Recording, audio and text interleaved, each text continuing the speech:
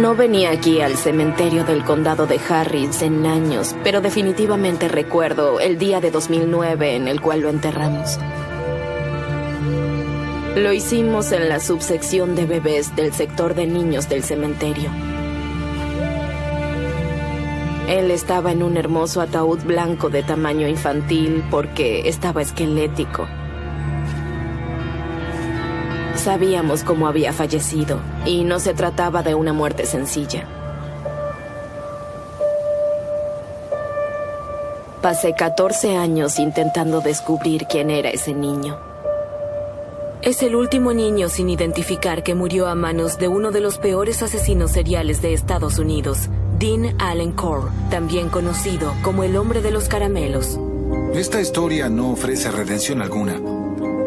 Solo encontramos terror, locura y dolor en esta historia. Las noticias de hoy comienzan con un homicidio. Por ahora se encontraron 17 cuerpos en el cobertizo. La policía espera encontrar más cuando retorne. El reinado del terror del hombre de los caramelos fue superado por otro asesino cuyas presas eran los jóvenes, John Wayne Gacy, también conocido como el payaso asesino. A lo largo de 8 años, ambos asesinaron a más de 60 chicos. Eran como niños en una tienda de dulces. Veían la oportunidad en cualquier lado. Vino a casa y dijo, estábamos excavando en su residencia. Resultó que estaban cavando sus propias tumbas. Estos niños suplicaban por sus madres. Tenía una tabla donde los torturaba y abusaba de ellos. Muchos creen que John Wayne Gacy y Dean Core eran psicópatas que operaban solos, pero esta serie investiga pruebas de que estaban vinculados a una red secreta nacional. La policía de Dallas cree haber descubierto un círculo nacional de homosexuales. Yo la llamaría una célula pedófila que podría compararse con una terrorista. Fui abusado por un círculo pedófilo desde los 5 hasta los 12 años, lo cual me dejó alteraciones psicológicas y emocionales. Fue una red masiva y una de sus mentes maestras, una figura sombría. Era el mayor de los depravados. Su nombre era John David Norman y era un pedófilo que estaba a cargo del CIP. Enviaba chicos a clientes a lo largo de los distintos estados. Eran de todos los estratos sociales. Médicos, abogados, de todo. Y sí, estaban en contacto entre ellos. Sabían exactamente qué pasaba. Esta serie desenmascarará una conspiración secreta de pedófilos y asesinos de niños, y mediante conversaciones inéditas, ofrece un atisbo al retorcido mundo del payaso asesino. Tienes una llamada a cobro revertido de... John Gacy.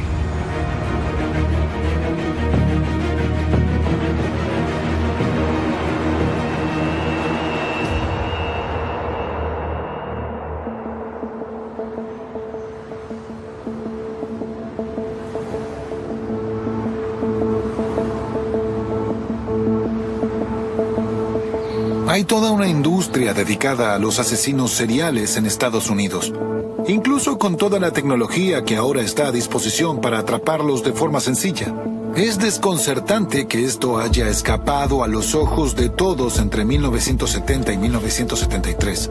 Yo me dedico a escribir sobre casos policiales en Texas Monthly y creía conocer a todas las grandes historias, hasta que conocí a un anciano reportero radial que me contó que la historia más devastadora en la cual había trabajado en toda su carrera era la de Dean Core y lo que le había hecho a esos niños en Houston. Yo le pregunté, ¿quién es Dean Core? La respuesta comenzó con un llamado telefónico a la policía durante una calurosa mañana de verano de 1973, la cual empezó a revelar un oscuro mundo secreto. En la calle Lamar al 2020, la policía encontró a 3 adolescentes conmocionados: Elmer Wayne Henley, de 17 años, Tim Curley, de 19, y Rhonda Williams, de 15. En el suelo había un arma calibre 22. Estaban sentados en el cordón y Wayne Henley declaró inmediatamente que le había disparado a Dean Core, cuyo cuerpo estaba dentro de la casa. En el pasillo se encontró el cuerpo desnudo de un hombre con 6 disparos. Un registro de la casa demostró que esto no tenía nada de rutinario. En un dormitorio había plástico de poliuretano extendido sobre el suelo, además de tablas con agujeros que tenían esposas y sogas junto a ellas. También se encontraron marihuana y muchos sprays de pintura acrílica.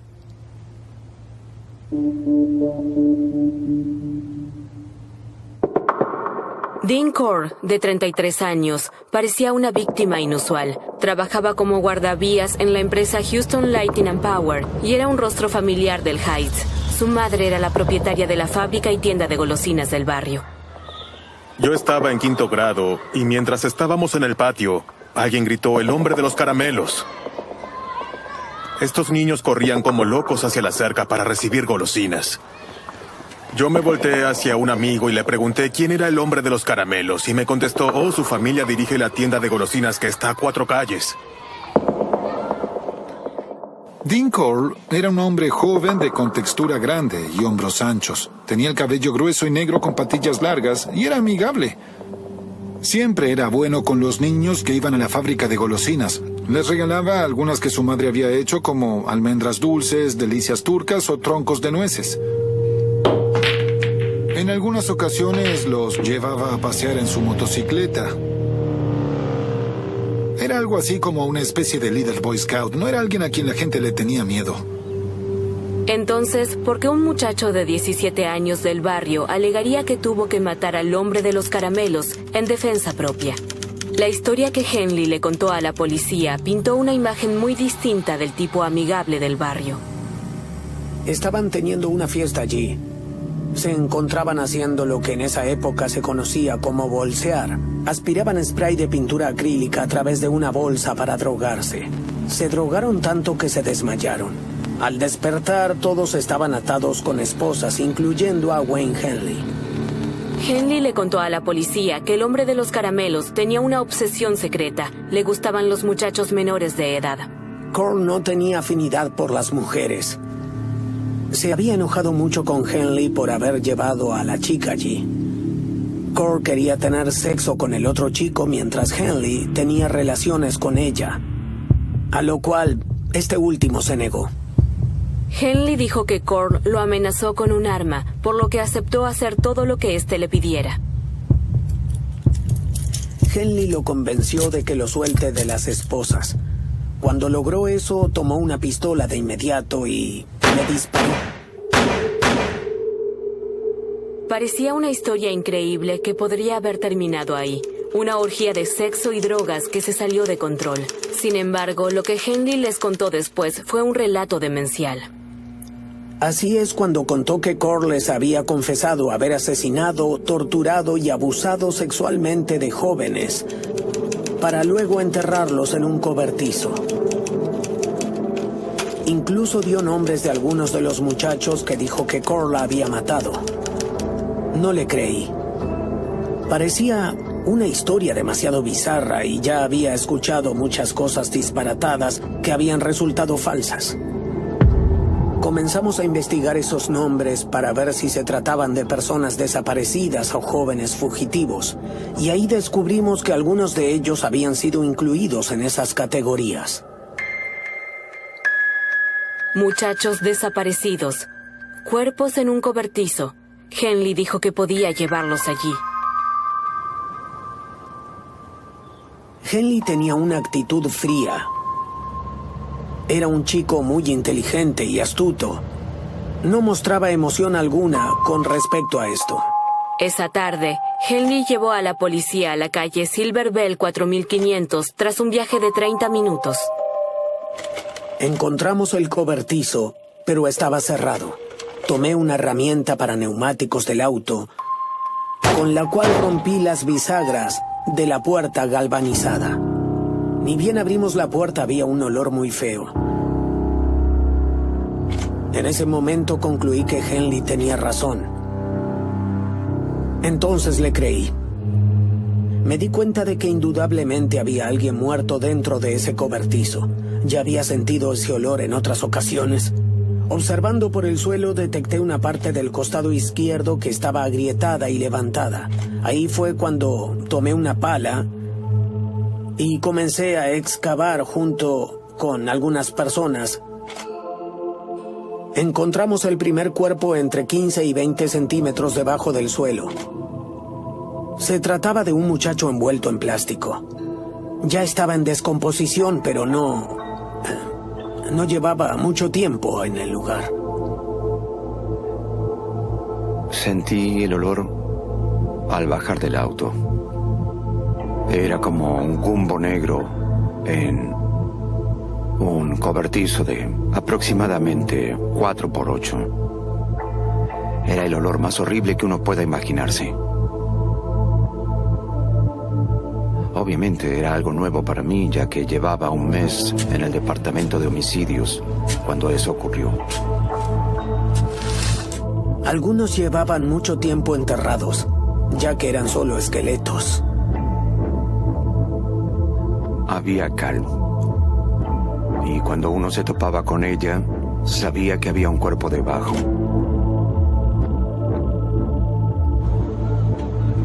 Ni siquiera teníamos guantes, solo contábamos con bolsas de cadáveres.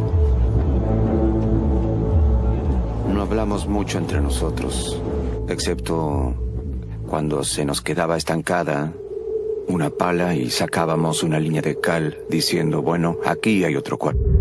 Cuerpo tras cuerpo, hora tras hora. Cuanto más excavaban, más encontraban. Era un caos. Intentábamos mantener alejados a los medios, pero se acercaban continuamente. Tenía que decirles a algunos que se fueran porque se estaban metiendo en el cobertizo. Tras haber retirado la carcasa y la suave arcilla arenosa, se hallaron los restos óseos del 9º cadáver bajo una capa de cal. Henley estaba parado afuera del cobertizo, aún esposado, y me preguntó si podía llamar a su madre.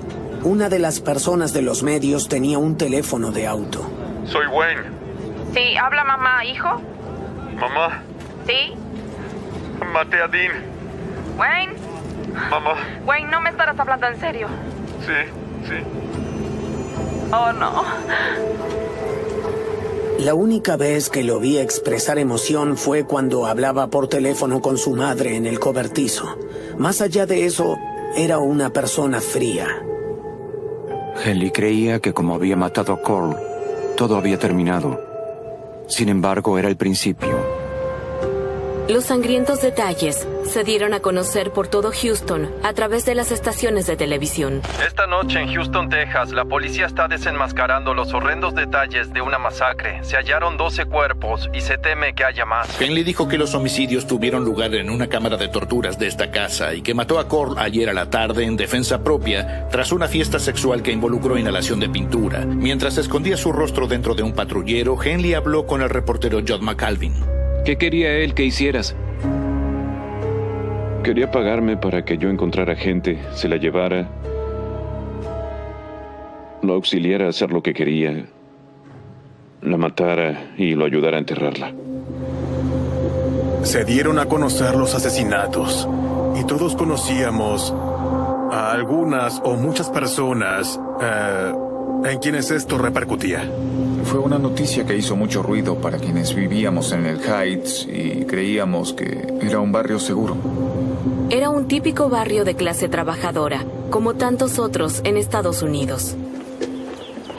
A la mañana siguiente, apareció otro adolescente del Heights, y las cosas iban de mal en peor.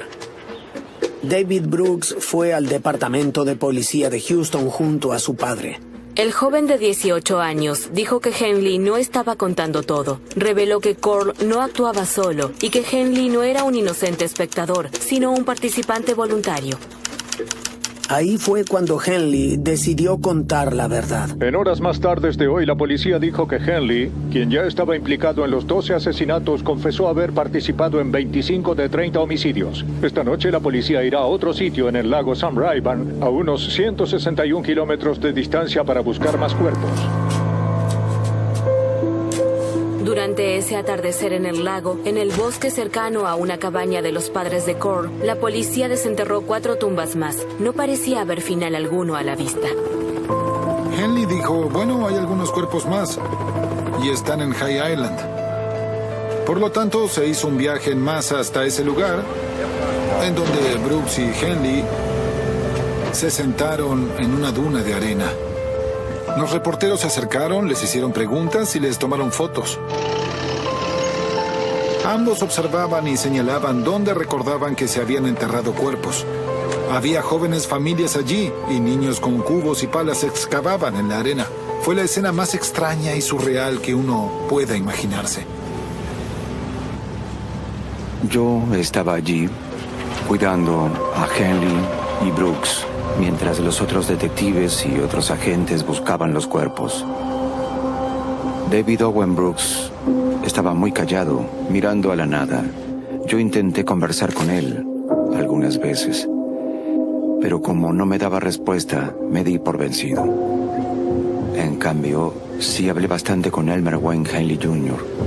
Él era muy parlanchín. Como una cotorra, me contaba cómo encontraban a chicos caminando en la calle.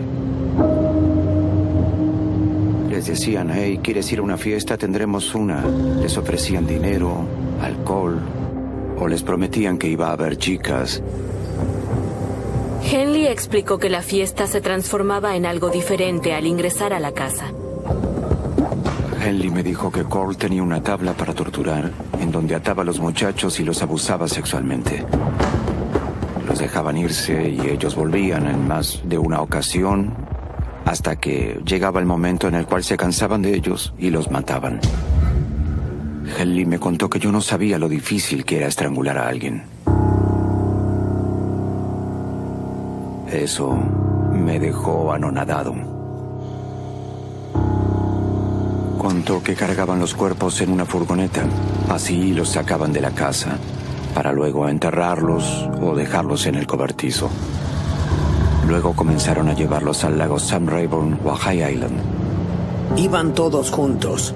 Brooks habitualmente conducía la furgoneta blanca de Dean Core con el cajón para los cuerpos. A Henley definitivamente no le afectaba nada. Nunca derramó una lágrima. Supongo que lo vivía como algo normal.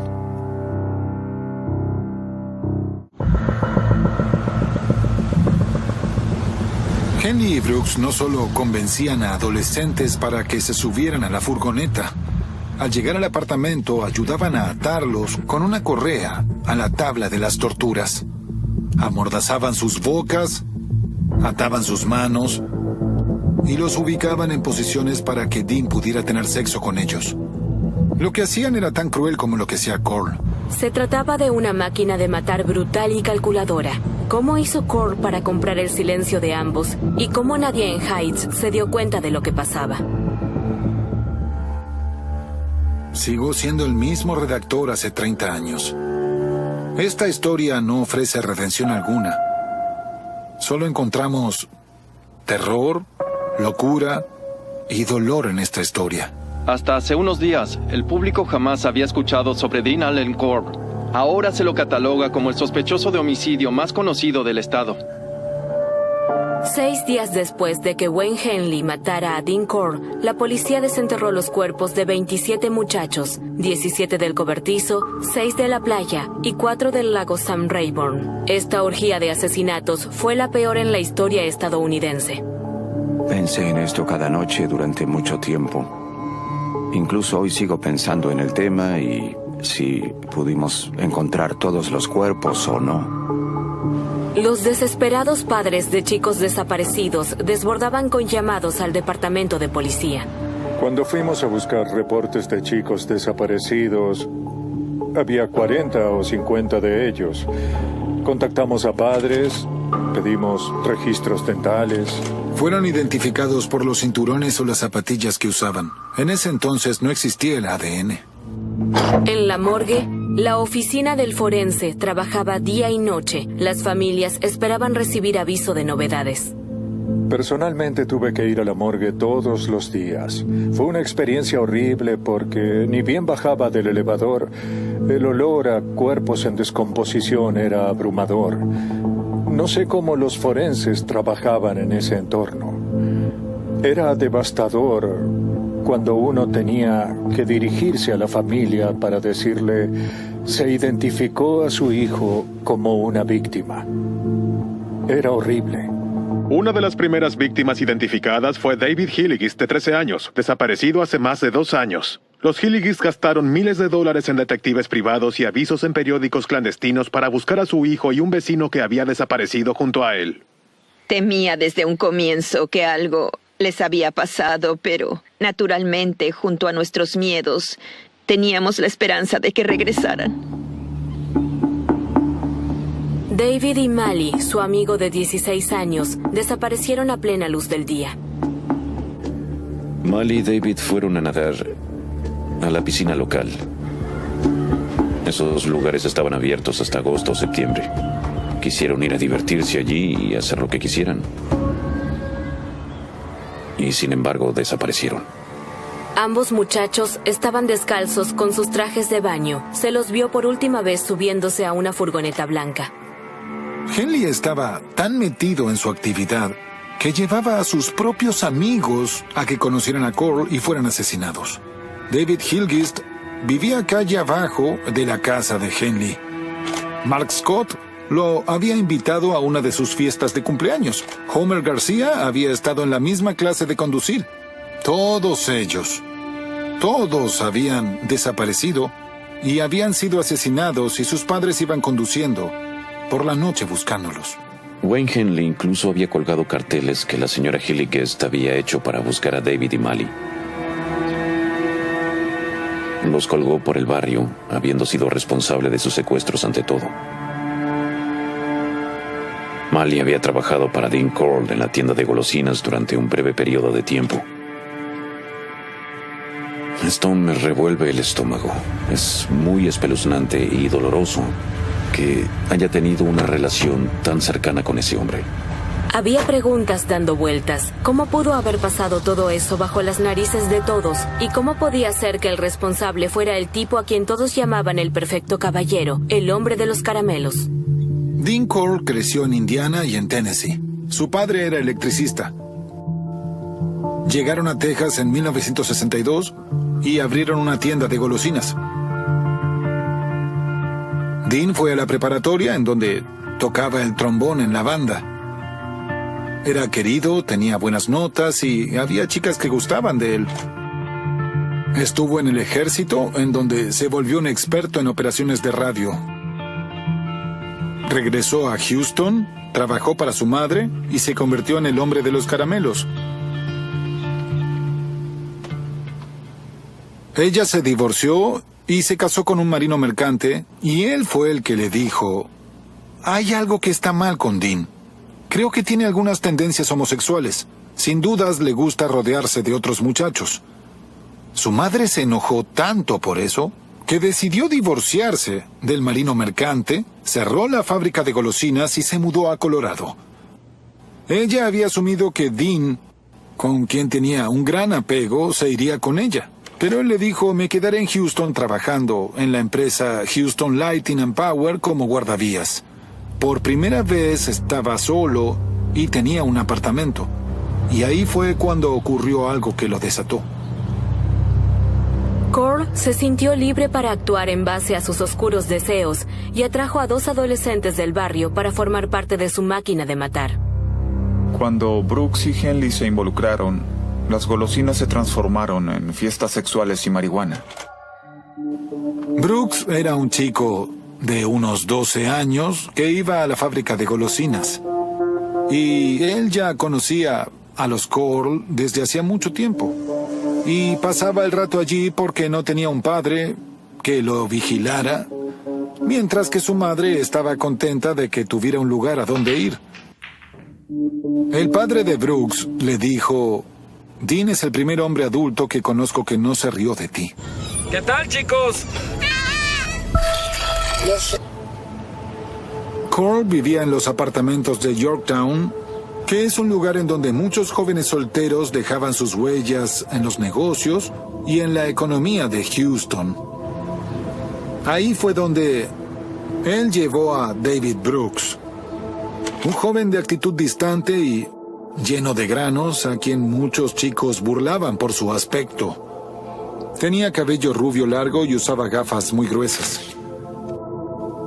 Dean le dio dinero, le compró un auto y lo cuidó como su padre jamás había hecho. Quizás Brooks vio en Dean a una figura paterna. Cuando Dean le pidió a Brooks que se bajara los pantalones para darle lo que la ley de Texas describía como sodomía oral, David le hizo caso. No porque fuera homosexual, sino porque sintió que tenía que hacer eso para conservar el afecto de su figura paterna. Unas semanas después, David fue al apartamento y asumió que podía entrar sin problema. Pero vio a Dean teniendo sexo anal con 2 adolescentes aterrados en la cama.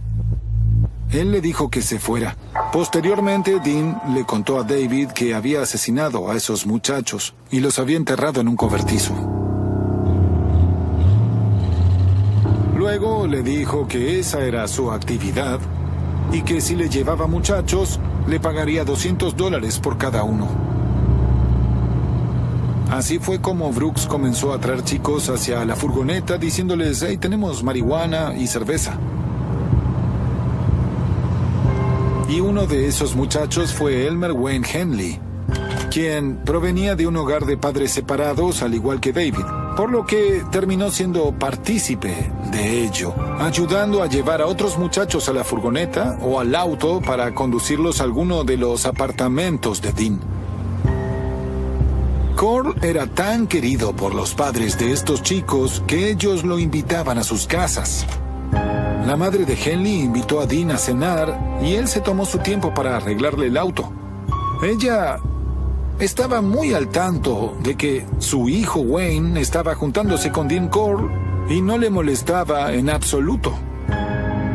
En cierto sentido, se puede entender la situación de un muchacho de 15 o 16 años solitario y que se siente excluido siendo acogido por otro tipo de persona. Es algo entendible, pero nunca se espera que vaya tan lejos como en este caso. El tormento que despertaron esos chicos desaparecidos comenzó en su momento y es una situación que perdura hasta el día de hoy. Fueron los muchachos perdidos del Heights. Algunos de ellos nunca fueron encontrados, ya que sus cuerpos siguen ocultos en algún lugar debajo de las arenas de la costa del Golfo, o en algún cobertizo que aún no se excavó lo suficientemente. Mi madre hizo todo lo que pudo. Ella no tenía dinero, mejor dicho, no le sobraba el dinero. Los Hilliges pidieron una recompensa por el retorno de Mali y David, y sé que contrataron a un investigador privado.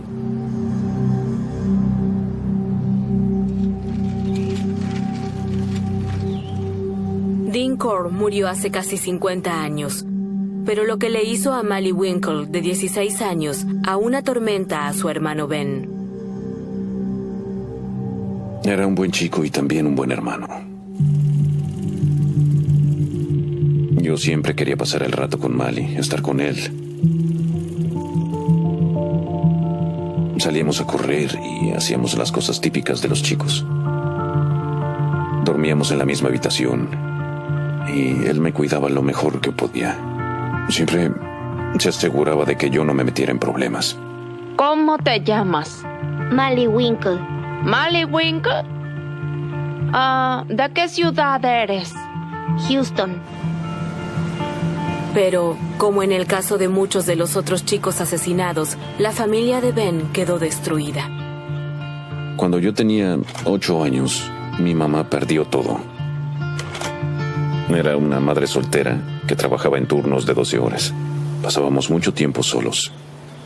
Eso repercutía mucho. Mi madre decía: Mali, quédate con Ben y cuídalo. Y recuerdo que en ese momento él estaba intentando salir con chicas, tenía 15 o 16 años. Yo siempre quería estar con Mali, pero como él me llevaba 8 años, él nunca quería hacer eso. Cuando mi madre volvía a casa, yo tampoco estaba. Así que ella no me podía controlar. Me llevó a un hogar de niños llamado Refugio de Muchachos en la zona de Port Texas. También quiso ingresar a Mali ahí, pero él no pudo. No sé si por su edad o por qué, pero no le autorizaron a estar ahí. Él vino a verme uno de los domingos de visitas y ahí fue cuando se tomó esa foto. Al año siguiente fue secuestrado. Su cuerpo fue hallado en el cobertizo. Obviamente, Supe la verdad años más tarde en mi vida, lo cual me resultó muy doloroso desde entonces. Allá por el 73, cuando Henley le disparó a Cole y la historia llegó a los periódicos, a Bernie Milligan, de 20 años, se le ocurre un solo nombre. Frank Aguirre era uno de los chicos desaparecidos. Él y yo íbamos a la preparatoria Hamilton Jr. juntos y teníamos muchos amigos en común. No tenía idea de quiénes eran los perpetradores hasta que abrí el periódico y pude ver sus rostros. Uno de esos rostros era el de Dean Cole. Él y yo tuvimos un encuentro. 3 años antes, Cole había intentado atraer a Bernie a su auto. Mientras caminaba, Cole se me acercó por el costado con las luces apagadas. Me insistía para llevarme en el auto, diciéndome, hey, te llevaré a donde quieras. Yo intentaba dejarle en claro que no me iba a subir a su vehículo, al de nadie. Finalmente me dijo, hey, hazte hombre. Esa fue la primera cosa extraña que le escuché decir. Se puso un poco más insistente y luego me fui. Menos mal que yo era un atleta porque pude irme corriendo a toda velocidad. Me detuve en un callejón porque lo sentía conducir con sus luces apagadas. Y finalmente lo perdí. Le conté esto a mi madre. No llamamos a la policía porque no tenía una descripción del auto. Me había enfocado en él. Bernie tuvo un segundo encuentro con Cole, quien estaba con sus amigos esta vez. Me volteé y vi un auto, en donde estaban David Brooks y Elmer Wayne Henley sentados en el asiento trasero. En cuanto al conductor, no pude verlo desde donde yo estaba. David Brooks me dijo, hey, vamos a Sam Rayburn, ¿quieres ir a pescar? Me di cuenta de que el conductor estaba observando, giró su cabeza y me reconoció. Yo desconocía el nombre de Dean Cole, solo lo tenía identificado como aquel tipo de septiembre del 69. Lo único que dijo fue, tenemos que irnos ahora, y se fueron. Bernie escapó una vez más de las garras de Cole, quien murió un mes después al recibir un disparo de su amigo Wayne Henley. Unas semanas después de la noticia, circulaban rumores en el Heights de que Henley y Brooks habían estado intentando liberarse de Cole. David estaba aterrado por su vida. Estaba recién casado y tenía un hijo. Iba a desvincularse de lo que estaba sucediendo. Según lo que me contaron, David tomaba un sofá o una silla para ponerlos frente a una puerta todas las noches y sentarse con una escopeta, temiendo que Henley y Dean Cole se metieran en su casa y los mataran a él, a su esposa y a su hijo. Aparentemente le confesó todo a su padre, quien le informó que la Corte Suprema estaba trabajando para prohibir la pena de muerte y le aconsejó que se callara. Esto es lo que me dijeron. No me lo contó David Brooks, ni tampoco me lo contó su esposa. Henley también temía por su vida. Dean le contó que pertenecía a una organización de Dallas que compraba y vendía muchachos. Henley dijo que Dean le había contado que esa organización lo iba a atrapar si le hacía algo a él. Reveló que intentó decirle esto a su madre, aunque ella no le creyó. La verdad es que la señora Henley necesitaba dinero. Estaba divorciada y su esposo no se encargaba de la manutención infantil. Por lo tanto, conseguir $200 era muy significativo. Incluso si eso implicaba que Wayne tuviera que entregar a un muchacho para ser asesinado. Esos $200 representaban mucho para su familia. Se pensaría que una madre, especialmente después de lo que Elmer Wayne Henley le había contado, tendría una idea clara de lo que estaba sucediendo. ¿Podía no darse cuenta de ello como madre? Si Henley no hubiera mencionado el cobertizo a la policía, ¿cómo pudo haber ella sabido algo sobre esto? Todo se habría tratado simplemente de una alocada noche aspirando pintura en una casa en Pasadena, donde estaban Dean Corll y 3 adolescentes. Nadie hubiera hecho la conexión con los otros muchachos desaparecidos. Nadie la había realizado aún. ¿Por qué iban a empezar ahora? No quiero sonar grosero, pero por un lado está la pedofilia y por el otro lo que Dean Corll hacía. Practicaba un juego en el que les ponía esposas a los niños y les decía, veamos cuán rápido pueden quitárselas.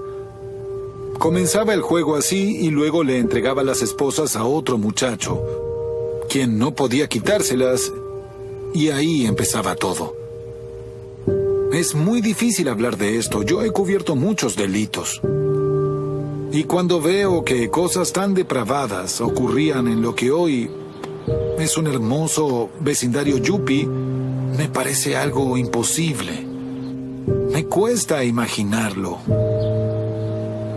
De esos 28 niños asesinados, al menos 22 de ellos habían crecido en un vecindario llamado Hex.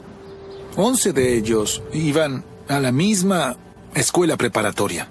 El Departamento de Policía de Houston dice recibir más de 5,000 reportes de chicos fugitivos al año y que no hay forma de chequearlos minuciosamente porque, según ellos, no hay suficientes policías.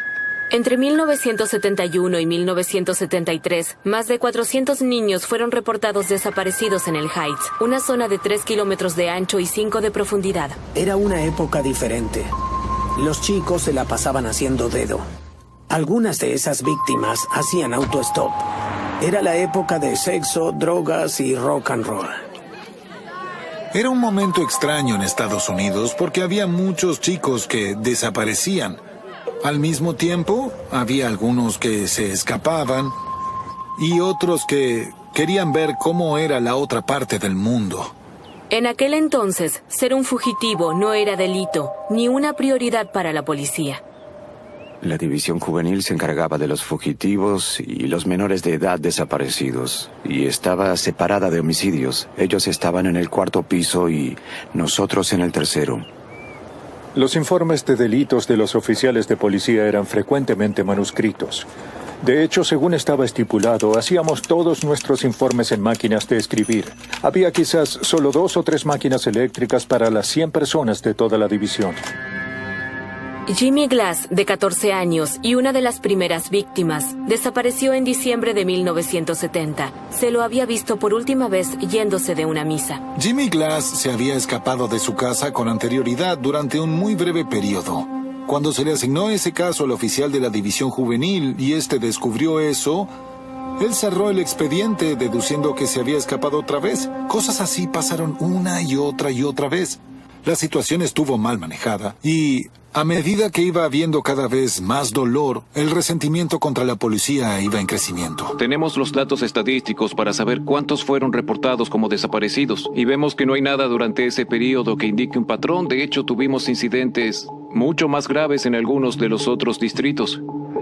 Herman Short dijo, el problema aquí son los padres. Los padres tienen que controlar mejor a sus hijos. En ese caso, los jóvenes no tendrían ningún problema. Algunos de estos padres no están exactamente cumpliendo con sus responsabilidades en relación con estos fugitivos en cuanto a su crianza y disciplina.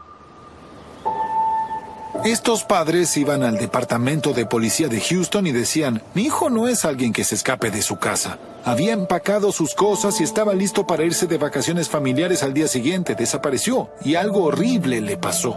La policía de Houston decía, señora, ahora hay muchos fugitivos en Estados Unidos. Esta es la era hippie. Están descontentos, sus amigos les dicen que se escapen y ellos obedecen. Ben sabía que su hermano no era ningún fugitivo. Mali y David habían ido a nadar. ¿Cómo te escapas con un traje de baño? Eso no tenía sentido.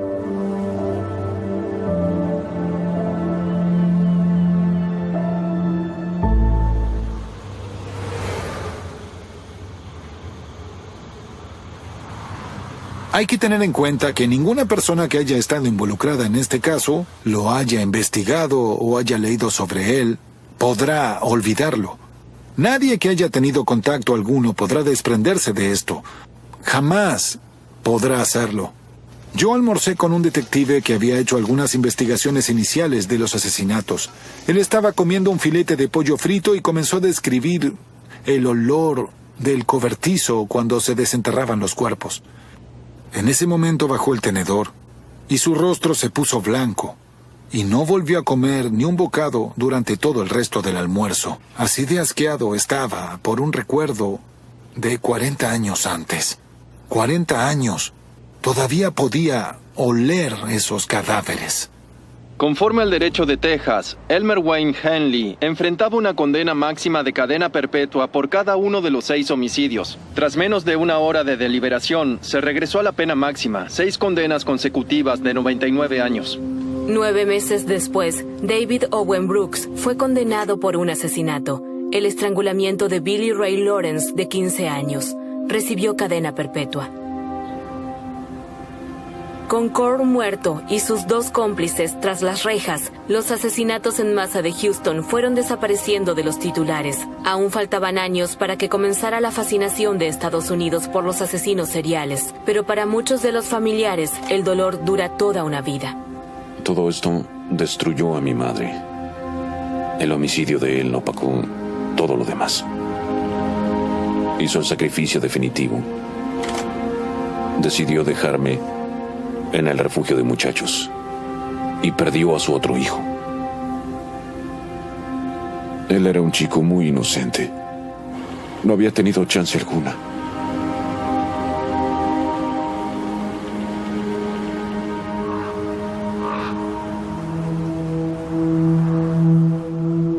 Aún menos suerte siguen teniendo los familiares de las víctimas de Core, cuyos cuerpos nunca fueron identificados. La doctora Sharon Derrick comenzó en un nuevo trabajo en la oficina del forense del condado de Harris en Houston. Mientras se familiarizaba con su nuevo lugar de trabajo, algo viejo se volvió repentinamente nuevo. Vi 3 cajas y cada una decía asesinatos en masa de Houston. Inmediatamente recordé mis épocas de la preparatoria y pensé, oh wow, tienen restos sin identificar de aquel entonces. Francamente, esas 3 cajas me dejaron sin palabras. Entonces le pregunté al subjefe si me podía asignar a esos casos y me dijo que sí. No iba a ser fácil. Esas cajas contenían los huesos y las partes olvidadas de las últimas víctimas no identificadas del hombre de los caramelos. Se trataba de mucho más que poner los huesos sobre la mesa y clasificarlos. Había que indagar en los viejos archivos aún presentes, los cuales no eran muchos. Desde 2006, se identificaron a 5 de esos chicos con la ayuda del ADN. Queda un último muchacho. Necesitábamos que familiares que creyeran conocer a una víctima de ese terrible crimen presentaran el ADN. Si el último muchacho sin identificar no era del Heights, ¿de dónde era?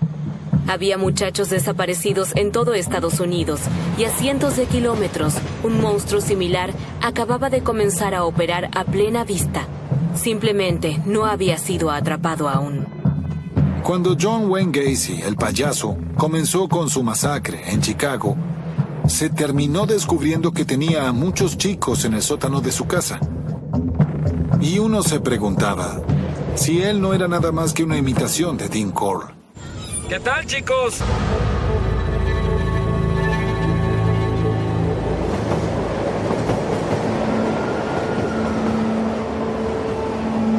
Casi todos los muchachos que Gacy mató eran callejeros, fugitivos o personas que habían tenido roces con la ley.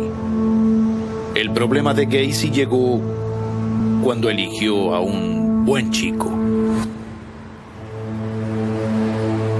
2 semanas antes de Navidad, los padres de Robert Pist, de 15 años, llegaron a la estación de policía de Des Plaines para reportar la desaparición de su hijo. Solo habían pasado unas horas, pero estaban preocupados. La era hippie estaba llegando a su fin, y no era típico que los chicos se escaparan. Quizás salían a beber, tal vez ese chico había tenido suerte con alguna joven. Comenzó como un simple caso de persona desaparecida. No creíamos que iba a ser algo grave. Rob Pist trabajaba a tiempo parcial como repositor en la farmacia Nissan de Des Plaines, en el turno diurno, el cual concluía al atardecer. Su madre lo había ido a buscar.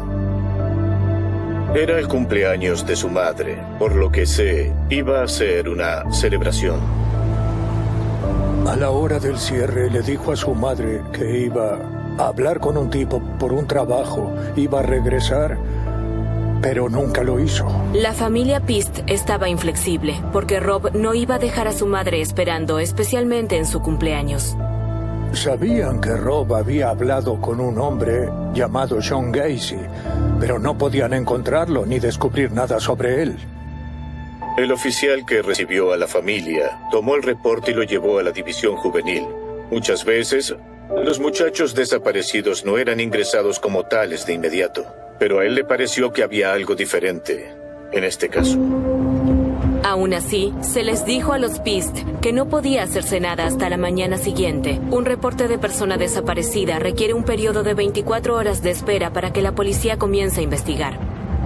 Los padres estuvieron toda la noche buscando por donde podían, desde el sacerdote de la iglesia griega hasta lotes con árboles de Navidad. Iban por todos lados para encontrar a alguien que supiera algo. A la mañana siguiente, los padres de Rob volvieron a la estación de policía buscando alguna novedad o lo que fuera. Había un joven que había repentinamente desaparecido el día del cumpleaños de su madre. Jamás había tenido ningún problema en la escuela y era un buen estudiante. En mi trabajo vi muchas familias disfuncionales y esta no era una de ellas. Era una buena familia en la que todos parecían importarse. No encajaba. Verifiqué los antecedentes penales de todas las personas mencionadas en el reporte. Un hombre llamado John Wayne Gacy había estado en la farmacia la noche anterior. Descubrimos que era un contratista que había ido a hacer algunos cálculos o a hablar con el dueño. Era un ex convicto de Iowa que tenía un antecedente penal que involucraba sodomía de menores. Gacy había sido condenado por haber recibido a 2 menores de edad en su casa para luego esposarlos a una de las patas grandes de la mesa de billar y sodomizarlos. Gacy recibió una condena de 10 años, pero solo cumplió 18 meses. No había ningún registro de abusadores sexuales en la década de 1970, por lo que la condena no lo siguió a Chicago. Cuando escuchamos eso, literalmente se nos erizaron los pelos. Esto debía ser algo más serio de lo que inicialmente habíamos creído. Y eso nos impulsó a ir a la casa de Gacy y enfrentarlo cara a cara. Él abrió la puerta y no estaba muy limpio, no era una persona pulcra, estaba sin afeitar y su ropa sucia. Me hablaron sobre la desaparición del joven Pist. Negué saber algo sobre ello. Me pidieron que fuera a dar una declaración testimonial, pero les dije que no tenía tiempo porque había ocurrido una muerte en mi familia. Él comenzó a decirme que su madre lo acababa de llamar por la muerte de su tío y que la estaba ayudando con el funeral. Le dije, no tengo tiempo para ti. Eres muy grosero ante la ocasión de una muerte. En cuanto él supo que no teníamos una orden de registro, se puso muy agresivo. Cuando nos fuimos, coincidimos en que el tipo sabía más de lo que estaba diciendo. El comportamiento de Gacy y su condena por sodomía en Iowa tocaron una fibra inquietante que bastó para convencer a un juez de emitir una orden de registro de su casa. Quería ver si los oficiales de policía podían encontrar algo que demostrara que allí había un cuerpo. Esperábamos que hubiese alguien con vida siendo retenido contra su voluntad. Desde que entramos allí, notamos algo raro en él, ya que, por ejemplo, la pintura del pasillo era marrón, pero tenía líneas doradas en zigzag, yendo hacia arriba y hacia abajo. Todo era muy extraño. Había fotos de payasos por todas partes, incluyendo una junto a su cama.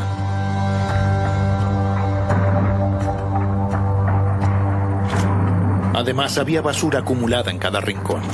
Registraron la casa de arriba a abajo. Encontramos libros y juguetes sexuales, además de una tabla con agujeros que podía utilizarse como aquellos antiguos cepos en donde ponían a la gente. Sí, había cosas raras.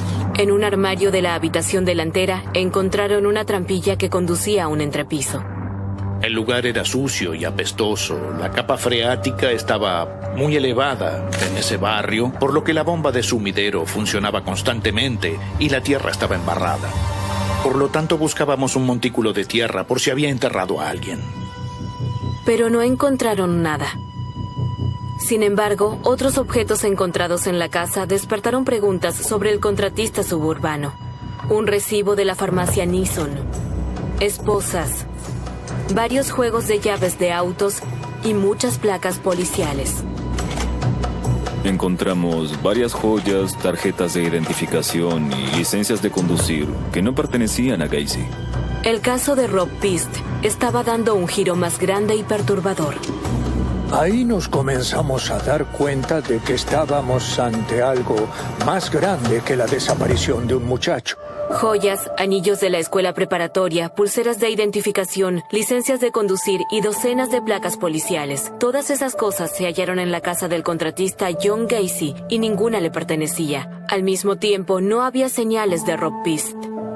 Realmente esperábamos que estuviera vivo y pudiésemos encontrarlo atado en la casa de Gacy. Los detectives ampliaron su búsqueda. Volvieron a la farmacia para hablar con todos los que estuvieron durante la noche en la cual Rob desapareció.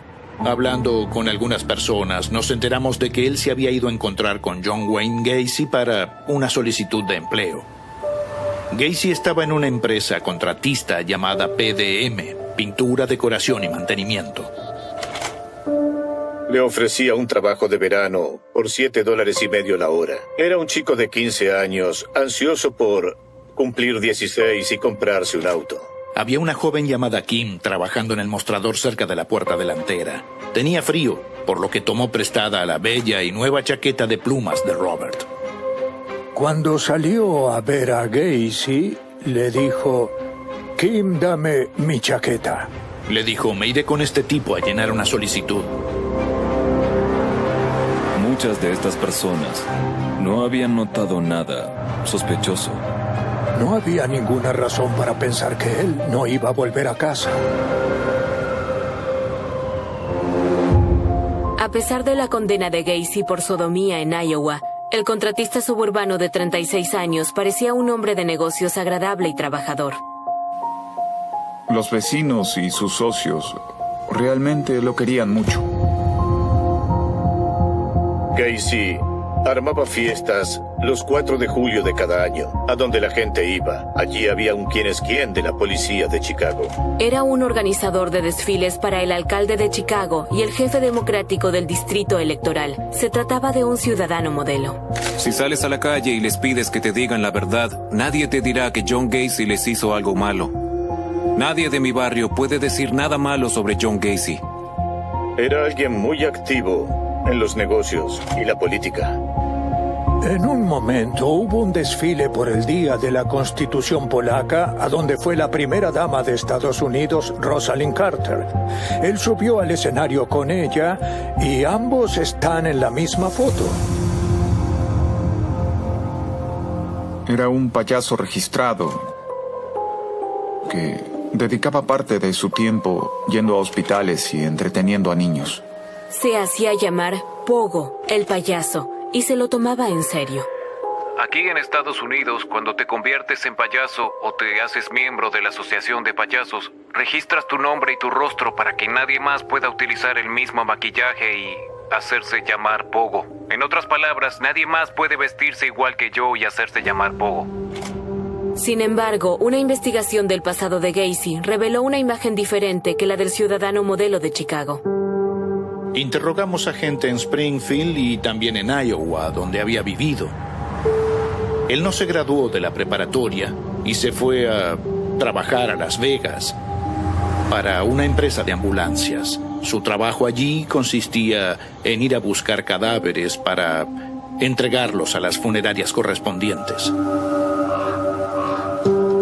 En ese lugar comenzaron a descubrir cosas perturbadoras de él metiéndose con los cuerpos. Él era un necrófilo que tenía sexo con los cadáveres en las funerarias. Lo descubrieron porque encontraron la ropa de los cadáveres alterada y lo encararon con esto. Supongo que él confesó por lo que lo echaron. Gacy se casó y se divorció 2 veces. Tuvo 2 hijos de su primer matrimonio en Iowa y se encontraba viviendo solo en aquel entonces. En la estación de policía de Des Plaines, los detectives revisaron los objetos tomados de la casa de Gacy. Un anillo de escuela preparatoria con las iniciales JAS llamó su atención.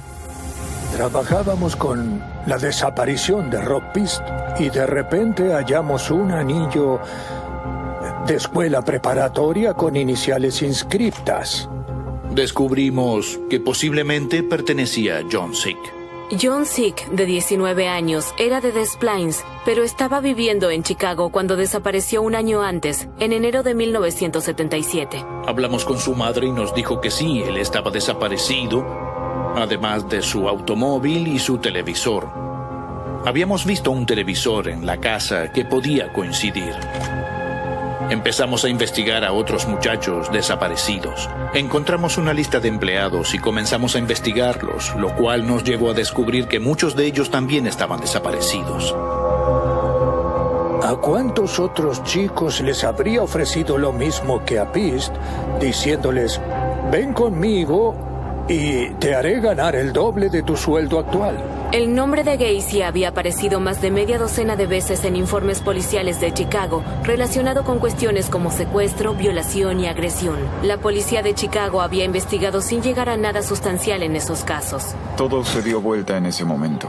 Para mí ya había dejado de ser una persona en cuestión para definitivamente convertirse en un sospechoso. Rob Pist llevaba 4 días desaparecido y todos los ojos estaban puestos en Gacy, pero la policía necesitaba más pruebas, por lo que decidió vigilarlo las 24 horas. Esperaba que, si realmente le había hecho algo a Rob Pist, eso nos condujera allí. Estos éramos los 4 encargados de vigilarlo. Bob y Ron estaban desde el mediodía hasta la medianoche y Dave y yo desde la medianoche hasta el mediodía. Nuestro objetivo como unidad de vigilancia era observarlo, de tal manera que, si surgiera algún tipo de evidencia, Gacy no pudiese destruirla. Sí, el trabajo de vigilancia puede ser aburrido a veces, aunque yo tenía la personalidad adecuada para él. Por alguna razón podía sentarme y tener la paciencia suficiente. La primera noche estuve sentado solo, durante un buen rato. Era un día de mucho frío en diciembre. Hacía tanto frío que tenía que mantener mi auto encendido. Cuando llegó a su casa, él vio la nube que emitía el escape de mi auto. Entonces, al llegar, supo que lo teníamos en la mira. Pasó con su auto y lo primero que hizo fue saludarme con la mano. Supo de inmediato que lo estábamos siguiendo y teníamos que hacer el mejor trabajo. Uno podía pensar que iba a lidiar con un tipo malo y rudo, pero su actitud era la opuesta.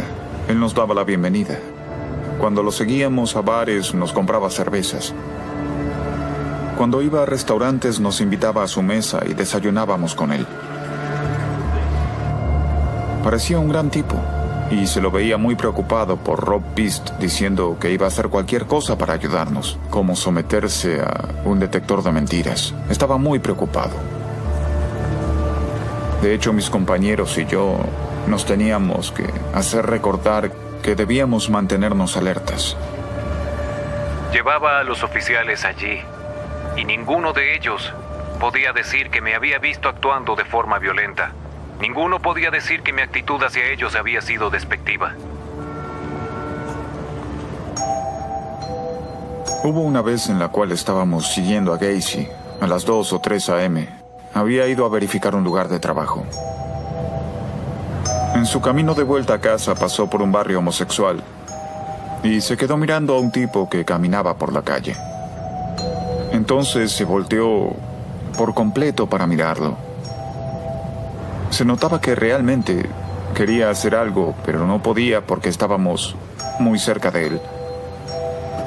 Nunca nos había dicho que era homosexual. En ese aspecto, él siempre exageraba, haciéndose pasar por lo opuesto, diciendo cosas como, wow, ¿vieron a esa mujer? ¡Qué guapa! Sobreactuaba eso para que creyéramos que era heterosexual. Sus bravatas se extendían a las ventajas de trabajar como Pogo, el payaso. Como el arrogante fanfarrón que era, Gacy nos miraba y nos decía, puedes sentarte en el regazo de las mujeres, hablarles, manosearlas y hacerles cualquier cosa. Los payasos pueden salirse con la suya.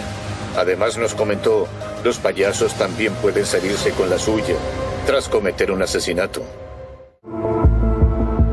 5 días después de la desaparición de Rob Pist, los detectives de Des Plaines recurrirían a los empleados de Gacy para que les dieran alguna pista sobre el paradero del adolescente. Tenía 2 leales seguidores trabajando para él, Michael Rossi y David Cram. Los jóvenes llevaban 2 años trabajando para Gacy. Uno era más cooperativo que el otro, pero no diría que ninguno de los dos lo era realmente. Yo creo que se dio cuenta de que Gacy estaba en problemas, por lo que no quería ser arrastrado a esa situación más de lo necesario. Comenzó a informarnos sobre algunos empleados que habían ido a trabajar un día y que al día siguiente nunca más volvían a aparecer. Rossi mencionó a un muchacho en particular que había trabajado para Gacy 2 años antes, quien asistió a trabajar un día y nunca fue a recoger su último cheque. Gregory Godzik tenía 17 años cuando tomó un trabajo a tiempo parcial en PDM Construction en 1976. Recuerdo el día en el cual vino a casa y le dijo a mi madre, conocí a este hombre que me ofreció un nuevo trabajo. Ella le contestó, oh no, ¿qué tipo de trabajo? Termina la escuela para poder ir a la universidad. En aquel entonces estaba ganando $2.25 por hora. Y le dijo, mamá, este hombre me está ofreciendo $5 la hora. Ella le respondió, no quiero que hagas eso. Por supuesto, todos los chicos de 17 años hacen lo que quieren y recuerdo que unos días después le dijo a ella, mamá, conseguí el empleo que me había ofrecido el hombre de quien te había hablado. 3 semanas después, Gregory desapareció. Él iba a salir con una nueva novia o con alguien. A la mañana siguiente, mi madre me preguntó si había visto a mi hermano. Yo le contesté, no, ¿por qué? Cada vez que él llegaba a casa siempre decía, mamá, aquí estoy, o le daba un beso. Ella me dijo, no volvió y eso me pareció raro. Más o menos 2 días después se encontró el auto de mi hermano en un estacionamiento. Adentro estaban su licencia de conducir y su cartera y mi madre comentó, ¿por qué dejaría una posesión tan preciada como su auto? Mi madre fue a la casa de Gacy esta semana diciendo, bueno, él debería saber algo. Si Gregory había ido a trabajar para él, Gacy le comentó, oh sí, lo vi hace unos días, pero él solo dejó un mensaje en mi contestador. Mi madre le contestó, bueno, escuchémoslo. Pero Gacy le dijo, lo borré. Los muchachos de 17 años suelen escaparse, pero después vuelven. Ella le respondió, no, mi hijo no es así y jamás haría algo como eso. Estábamos atados de manos. ¿Qué se podía hacer? Se pueden hacer cosas hasta cierto punto, se puede recurrir a un investigador, a la policía, pero te dicen que tienen otros asuntos, que harán lo mejor que puedan. A uno no le queda más que tolerarlo. 3 adolescentes, Rob Pist, Gregory Godzik y John Sick, el dueño del anillo hallado en la casa de Gacy, estaban desaparecidos y todos estaban vinculados a John Gacy. Después, un objeto, un trozo de papel encontrado en la basura de Gacy, representó un punto de giro en la búsqueda de Rob Pist. Recuperamos un recibo de la farmacia Nisson que solo tenía números porque no sabíamos a quién había sido emitido. Finalmente se lo rastreó y los números correspondían a Kim Byers, quien era la compañera de trabajo de Rob Pist en la farmacia. Ella había puesto el recibo en el bolsillo de Rob y luego él se llevó su chaqueta. Ahí fue cuando Rob se fue de la farmacia para hablar con Gacy sobre un trabajo, lo cual demostraba que su chaqueta había estado en la casa de Gacy. ¿Dónde estaba el adolescente? Los investigadores seguían presionando a los dos empleados más cercanos de Gacy, Mike Rossi y David Cram, quienes llevaban un tiempo viviendo en la casa de él. Los investigadores no se detenían ante nada, seguían a esos individuos a todas partes y los interrogaban en el trabajo y en su casa. Rossi y Cram se estaban cansando de ver a la policía. Uno de los empleados aceptó ir a la estación a responder más preguntas. Gacy les había hecho excavar a estos muchachos en su entrepiso en el sótano. Excavaban un espacio en donde Gacy pudiera poner cal que absorbiera olores. Eso nos parecía un poco raro. ¿Por qué habría hecho una cosa de ese tipo? Según Gacy había un problema con aguas residuales y era necesario hacer eso para drenarlas. Luego finalmente le dije si podía decirme en dónde iba a encontrar a Robert. Él bajó su cabeza y contestó: en el entrepiso de John. Y ahí supimos que necesitábamos otra orden de registro para volver a la casa de Gacy, ir a su entrepiso y comenzar a buscar de nuevo, porque se nos había escapado algo la primera vez. El equipo de vigilancia llevaba más de una semana siguiendo a Gacy. En este punto llevaba algunos días sin afeitarse. Caminaba encorvado y su actitud había cambiado. Estaba tomando estimulantes y tranquilizantes. No debería poder aguantar por dentro el hecho de que no nos diéramos por vencidos con esta investigación. En ese momento éramos como perros con un hueso. Alrededor de la medianoche del 20 de diciembre, 9 días después de la desaparición de Rob Pist, el equipo de vigilancia siguió a Gacy desde la casa de Mike Rossi hasta el despacho de su abogado, en donde se quedó hasta la mañana. Pensábamos que tal vez estaba confesando lo de Rob Pist a sus abogados. Gacy estaba totalmente desquiciado y se fue de allí como un salvaje. Se detuvo en su casa muy brevemente y condujo hasta una estación de servicio a donde siempre iba. Allí vimos una especie de transacción desarrollándose. Y le dije a Mike, iré a ver qué fue eso. Ni bien llegué, unos jóvenes arrojaron marihuana al suelo al verme y dijeron, no compramos esto, ese tipo lo repartía. Nunca lo olvidaré. Escuchaba la transmisión mediante un altavoz. Ahí fue cuando pedí que lo arresten, lo cual ellos hicieron. Había un motivo fundado para ello, porque él estaba con una droga ilegal, lo cual era suficiente para detenerlo. Estábamos en proceso de preparar la segunda orden de registro, y como nosotros lo acabábamos de arrestar, no iba a poder estar en su casa cuando regresáramos a ella.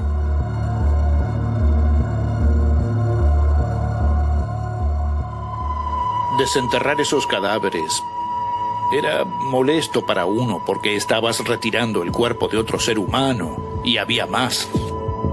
Cada día se hallaban más. Dos tipos diferentes a quienes se les había asignado excavar pidieron ser removidos de la tarea porque les molestaba tener que desenterrar niños. ¿Qué tal, chicos? Al irse de la estación de servicio, actuaba como un salvaje. Cuando lo hicimos bajarse del auto, lo empujé un poco y le dije, John, estás arrestado por posesión y entrega de marihuana.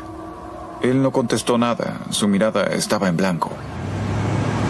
Cuando me arrestaron, me pusieron sobre el suelo del auto y me apuntaron en la cabeza, diciéndome que no me moviera. Condujeron 14 kilómetros hasta llegar a Des Plaines, Illinois, con el fin de llevarme a la estación de policía. Ese mismo día, llegó la segunda orden de registro. Tuvimos que bajar al entrepiso porque ahí era donde 2 muchachos que trabajaban para él dijeron haber estado cavando zanjas. Creo que fue Phil Batiker quien empezó a cavar y halló un fémur izquierdo. Siguió cavando y encontró un segundo fémur izquierdo. Continuó y descubrió un tercero. Ahí fue cuando pedí que pararan y llamamos al forense, quien lo identificó como un hueso humano. 4 días antes de Navidad, John Wayne Gacy se encontraba en la estación de la policía de Des Plaines. A 11 kilómetros, los oficiales descubrieron huesos en su sótano, los cuales pertenecían a más de una persona. Esos cuerpos estaban en descomposición en su mayor parte. Robert Beast llevaba solo 10 días desaparecido, por lo que sabíamos que ninguno de ellos pertenecía a él, sino a otras personas. Recibí un llamado diciéndome que había cadáveres en el entrepiso. Me dirigí a Gacy y le dije: John, estás arrestado por homicidio. Yo estaba exaltado, intentaba mantener la calma y la compostura, pero eso fue lo más increíble e indescriptible que me sucedió. Él ya sabía que íbamos a encontrar todos los cuerpos, por lo que le contamos que ya estábamos excavando. Gacy me miró y me preguntó: ¿ustedes estuvieron en el entrepiso? Le respondí: sí, ¿por qué? Me dijo: bien, para eso estaba la cal. Le pregunté: ¿a qué te refieres? Me dijo: era para tapar el olor. Dijo algo muy ridículo. Comentó: bueno, no quiero que ustedes arruinen mis alfombras, por lo que dibujaré un mapa de dónde está todo. Este dibujo es una fotocopia del dibujo que hizo Gacy de su entrepiso. Aquí se puede ver un espacio donde hay un rectángulo con una X. Ahí es donde estaba enterrado el primer cuerpo. Durante las siguientes horas, Gacy confesó haber asesinado a docenas de niños y jóvenes y enterrado sus cuerpos debajo de su casa. Con escalofriantes detalles, contó que los homicidios comenzaron en 1972. El primero fue en defensa propia. El niño intentó atacarlo con un cuchillo a la mañana siguiente de la noche en la cual habían tenido sexo. Quiso acuchillarlo. Lo que Gacy describió iba más allá de la defensa propia. Luché contra el tipo. Él tenía un cuchillo en la mano y me tiré encima de él. Lo bloqueé o él quedó bloqueado cuando caí encima. Como sea, le quité el cuchillo y lo apuñalé repetidamente. 3 o 4 veces. No sabía si llamar a la policía ni qué hacer. Temía que, independientemente de lo que había pasado, eso sonara mal debido al delito sexual de mis antecedentes. Pensaba que iban a decir de inmediato que yo lo había atacado. Entonces abrí el entrepiso, lo hice rodar un poco y lo empujé hacia allí. En aquel momento aún estaba casado y convivía con su esposa. No recuerdo si en el Día de la Madre o en Pascuas, le dijo a ella que ese iba a ser el último día que iban a tener un contacto sexual. Fue el comienzo de una ola de asesinatos que duró 3 años. Él recogía a la mayoría de sus víctimas durante la noche, recorriendo la plaza Book House, ubicada en la zona homosexual de Chicago. Cada vez que salía a tener encuentros homosexuales o relaciones con otros hombres, era después de la medianoche. Equipaba su auto para que pareciera un patrullero.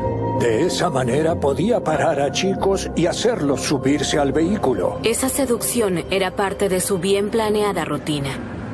Recorrí la plaza Buckhouse, pasé cerca de él y le toqué bocina. Se subió, me preguntó qué estaba haciendo y le contesté que daba vueltas con el fin de tener algún encuentro homosexual.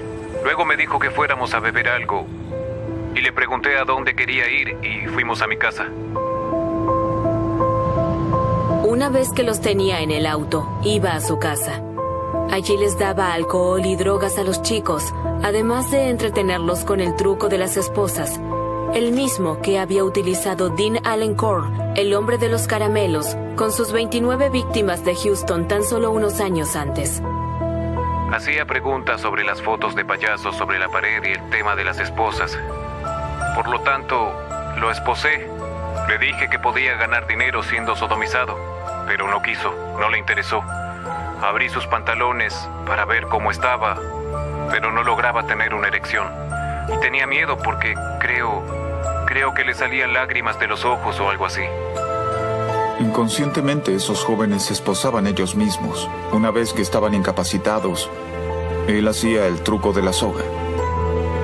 Al darlos vuelta, tomaba un trozo de soga con bucles que hacía atravesar por un pedazo de madera que funcionaba como torniquete para apretarles el cuello. Él tenía precisamente calculado cómo apoyar el instrumento en las espaldas de las víctimas sin que se soltara. Luego iba haciendo distintas cosas en la casa para finalmente volver a torturar a la persona y matarla.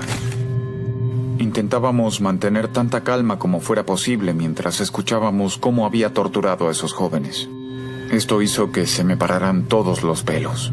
Era algo increíble.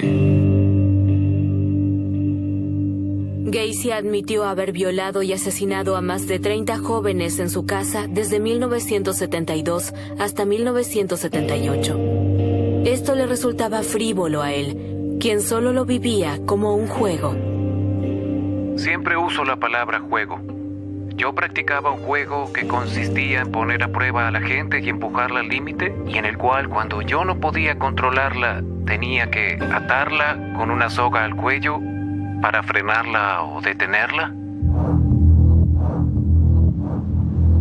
Luego, la noticia de los cuerpos en un sótano de la avenida Summerdale se difundió en todo Chicago. La policía tenía información de dónde estaban los cuerpos, los cuales iban a desenterrar. Como los demás reporteros de la zona, me dirigí rápidamente a la escena y presencié el desarrollo de la situación. El forense dijo que quería que excaváramos en un contexto del tipo arqueológico para que pudiéramos verificar en dónde estaban todos los cuerpos. Entonces, a cada uno se nos asignó un sector de la casa para cavar. A mí me tocó la cocina. Después se descubrió todo el piso, permitiéndoles a los investigadores tener el espacio suficiente en un entrepiso angosto para excavar. Quien estaba en el pasillo desenterrando los cuerpos ponía los pedazos de carne y huesos en una bolsa de cadáveres, la que hacía pasar a través del agujero para dársela a alguien que estaba a nivel del suelo. Teníamos extremo cuidado para honrar y respetar los cuerpos. La historia fue inmensa desde el minuto en el cual supimos del primer cuerpo. Después, iba creciendo a medida que nos íbamos enterando de más cuerpos. Excavando en una casa de Des Plaines, Illinois, la policía encontró 4 cuerpos más hoy. Encontraron 2 cuerpos más hoy. Llevan mucho tiempo muertos y se encuentran en estado de descomposición. Cada día había más. Cientos de personas observaban desde afuera. A las personas les encantan las historias de homicidios truculentos. Esto no podía ser peor, por lo que todos estaban interesados. Hay que tener en cuenta que había pocas cadenas de televisión y todas transmitían lo mismo mientras pasaban la noticia. Mi madre me dijo, tu hermano es uno de ellos. Para el 28 de diciembre, se habían retirado 21 cuerpos de la casa de la avenida Summerdale. El mapa de Gacy resultó ser preciso. No obstante, seguía dando vueltas la cuestión de Rob Pist, el joven cuya desaparición 10 días antes había conducido a todo esto. A él no parecía alterarlo nada. La única vez que lo vi irritarse fue cuando el detective Adams le preguntó si Robert Pist había sufrido. Con espeluznante detalle, Gacy les reveló qué pasó esa noche en la farmacia Nisson. El chico vino corriendo hacia mí y me preguntó si podía hablarme sobre un trabajo. Le dije que no tenía tiempo porque estaba apurado para hacer algunas cosas y me respondió que no le importaba irse conmigo. Entonces me subí al camión y me fui a mi casa con él. Hablamos un rato. Él estaba jugando con las esposas. Le dije que se las pusiera y le enseñé un truco con ellas. Procedió a ponérselas detrás de la espalda. La muerte de Rob Pist fue como tantas otras. El patrón de Gacy se mantenía igual. Creo que entramos al dormitorio. No gritó, ni luchó, ni quiso escaparse. Recuerdo que fui a contestar un llamado telefónico. Al regresar, Lo encontré tirado en el suelo con una soga alrededor de su cuello. Limpié todo, me cambié la ropa y me fui de la casa. Habré tomado 3 o 4 Valiums y lo puse en el maletero del auto. Conduje hasta el puente de la 55 y lo tiré desde ahí. La I-55 es una carretera interestatal que va al sur desde aquí y atraviesa el río Des Plaines. Lo que Gacy hizo con Robert Piest y otras 3 víctimas fue detenerse al costado del puente, encender la luz roja que tenía para que la gente lo confundiera con un oficial de policía y no prestar atención, abrir el maletero, tomar el cuerpo y tirarlo al río.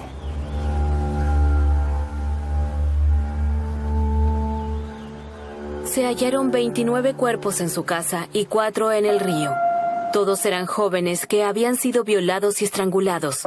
John Wayne Gacy pasó a convertirse en el payaso asesino y el homicida más prolífico de Estados Unidos. Para el día de Año Nuevo, los registros dentales ayudaron a la policía a identificar a 6 víctimas, incluyendo a John Sick, quien había desaparecido 2 años antes y cuyo anillo se había hallado en la casa de Gacy. La familia de Gregory Godzik también recibió un aviso. Recuerdo que vinieron, nos hicieron sentar y dijeron: señor y señora Godzik, queremos informarles que su hijo fue oficialmente una de las víctimas de John Wayne Gacy. Dieron la vuelta y se fueron de casa. Y le dije a mi madre, te dije que iban a venir a casa, pero no creía que iba a ser de esta manera. Fue a principios de la primavera cuando se encontró el cuerpo de Rob Piest en el río de Des Plaines. Para ese entonces, Gacy estaba acusado de 33 cargos de homicidio. Se declaró inocente por razones de enajenación mental, alegando que había sido su alter ego Jack, en lugar de él, quien había cometido los asesinatos. Se enfocó de lleno en la defensa de la doble personalidad al momento del juicio. Sin embargo, no dio resultado. El juicio duró 5 semanas. A 7 hombres y 5 mujeres les tomó menos de 2 horas encontrar a John Wayne Gacy culpable de haber asesinado a 33 jóvenes. Gacy fue condenado por haber asesinado a más personas que nadie más en la historia de Estados Unidos. Me parece que el jurado indudablemente les envió un fuerte mensaje a él y a otros que quieran hacer lo mismo, habiendo tenido que deliberar tan solo 1 hora y 45 minutos. Fue un momento emotivo para los familiares de las víctimas y muchos, como Kent Priest, cuyo hermano fue asesinado, quieren venganza. Solo hay una solución. ¿Cuál es? Quiero verlo en la silla eléctrica. Espero que vaya a la silla eléctrica, porque eso hará que todos se sientan mejor. Las otras madres también se sentirán mejor. Gacy fue condenado a muerte. Venganza. Él mató a mi hijo y nosotros lo vamos a matar a él. Todo se reduce a una vida por una vida. Comenzamos con un chico de 15 años, desaparecido en un pueblo suburbano, hasta que se llegó a donde se llegó. Eran chicos jóvenes, de entre 15 y 17 años. Un cruel y maligno hombre sacó provecho de ellos.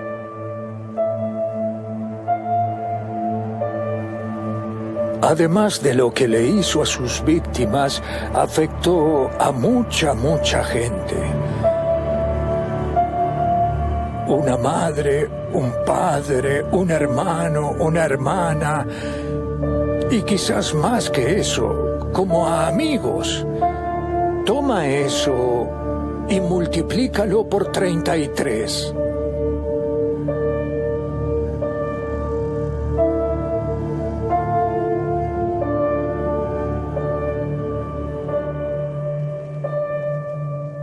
Si no se hubiera llevado a Robert Piest, ¿quién sabe cuánto más hubiera podido seguir con eso?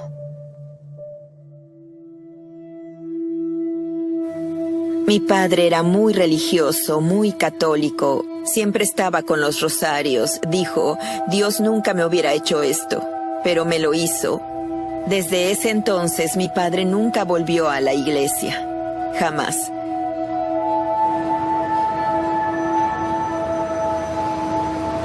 tuvimos la suerte de haber podido encontrar un cierre como familia en 2 años, pero otras personas se preguntaban dónde estaban y quiénes eran. Eso es lo triste.